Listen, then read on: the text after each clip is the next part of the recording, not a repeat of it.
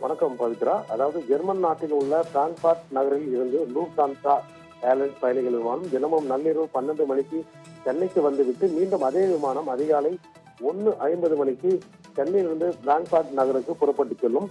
இந்த விமானத்தில் ஜெர்மன் நாட்டிற்கு செல்லும் பயணிகள் மட்டுமின்றி America, France, England, Scotland, Netherlands உள்ளிட்ட பல்வேறு நாடுகளுக்கு செல்லும் பயணிகளும் இணைப்பு விமானமாக இந்த விமானம் பயன்பாட்டில் உள்ளது. இதனால் இந்த லூப்டான்சா வருகை மற்றும் புறப்படும் விமானங்களில் பயணிகள் கூட்டம் மிகவும் அதிகமாக இருக்கும்.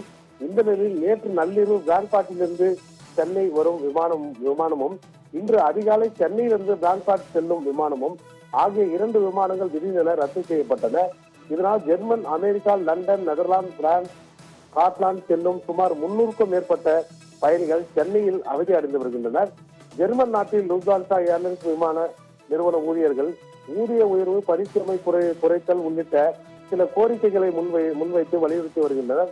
ஒரு நாள் வேலை நிறுத்த போராட்டத்தில் ஈடுபட்டுள்ள காரணத்தால் பிராங்க்ஃபர்ட் செல்லும் சென்னை அதே போல சென்னை பிராங்க்ஃபர்ட் ஆகிய 2 விமானங்கள் இன்று ஒரு நாள் மட்டும் ரத்து செய்யப்பட்டுள்ளதாக, இந்த விமானங்கள் ரத்து குறித்து ஏற்கனவே பயணிகளுக்கு விமான நிறுவனம் தகவல் தெரிவித்து விட்டதாகவும், இதனால் பயணிகள் பெரும்பாலானோர் சென்னை விமான நிலையத்திற்கு வரவில்லை என்றும் தகவல் கிடைத்துள்ளது.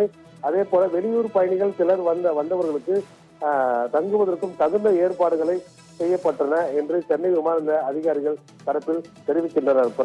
பவித்ரா.